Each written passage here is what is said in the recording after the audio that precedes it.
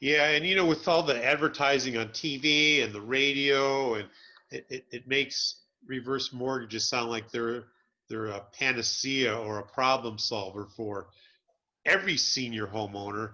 Right. But what you're saying, John, is it will solve problems for a percentage of senior homeowners, but a larger percentage it may not solve their problem. It may actually perhaps enhance the problem, because not only do you have to continue with paying your taxes and insurance, but also maintaining the property. Yeah, that brings up another issue, and let me put that percentage into perspective. Probably I will talk to 15 to 18 people, and I might do 2 or 3 loans. Wow. Okay, so my task very often is trying to help people understand why they shouldn't be doing a reverse mortgage and so on. Now, you raised a very, very good question, Jeff, and that's the taxes and the insurance. And early on, when these were first introduced years ago, and we did them, if you were a senior, it was very, very easy to get this loan. There was virtually no qualifying at all. Of course, what happened is that individuals would take their money, particularly on lump sums, and take their money out, and all of a sudden they didn't have money maybe to pay their taxes and insurance, and so they lapsed. We know in California, particularly, and other states as well, that if you don't pay your taxes, the state can come in and take your property. Well, lenders found that they were losing properties. Properties were going into foreclosure because of the lack of payment of taxes, particularly.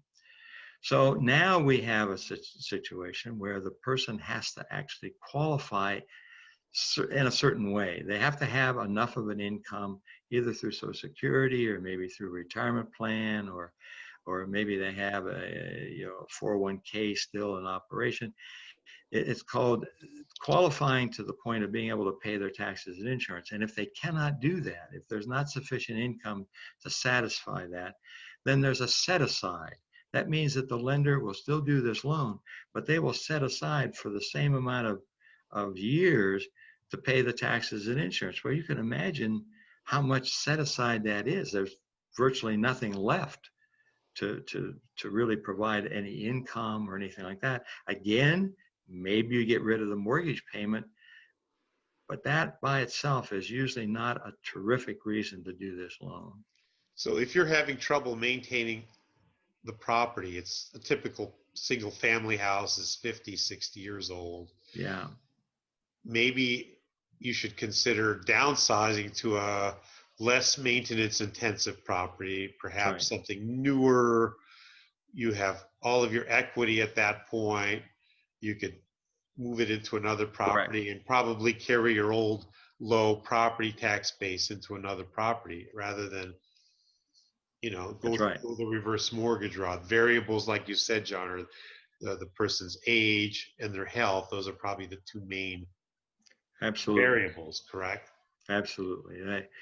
And then my sense, Jeff, is that anyone who is really older, and you mentioned, I'm old, so I can talk like this, okay? But those of us that are older, you're a senior, and that's as far as I'm going with this. Well, that's kind of you. So, but as a person is older and their health is a potential issue, or the children are further away and they want to be closer to family and so on, as they start to think about those kinds of issues, you have to, as we said before, think how long I'm going to be in this property. What are my options, so on.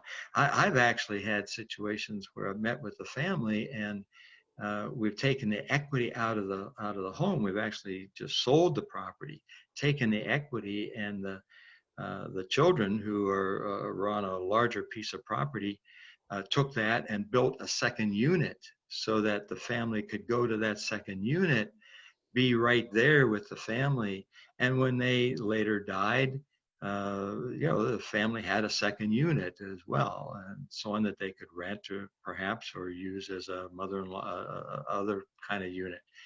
So there are those kinds of options that need to be talked about with the family. And that just takes time. And my fear is that in some cases, with the kind of advertising that's gone on, and with this idea that these are just so easy, you know, like my grandmother used to say, next best thing to sliced bread, you know, kind of thing. They're not, and they really have to look at the down, you know, ahead, 5 years, 6 years, 10 years, what's going to happen. So I don't mean to discourage people from these, because they do serve a purpose, but you do have to look at them very carefully and analyze them carefully.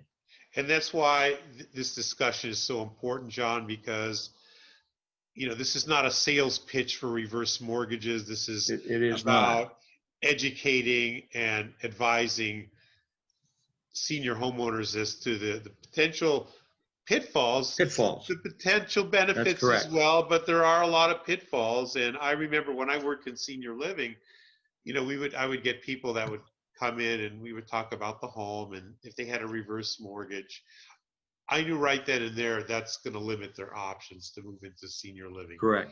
You know, they're going to either have to sell the house because they can't rent it if they're looking to be there for a year. And so, you know, it's good that you advise people honestly, with integrity, and not just looking to make the sale.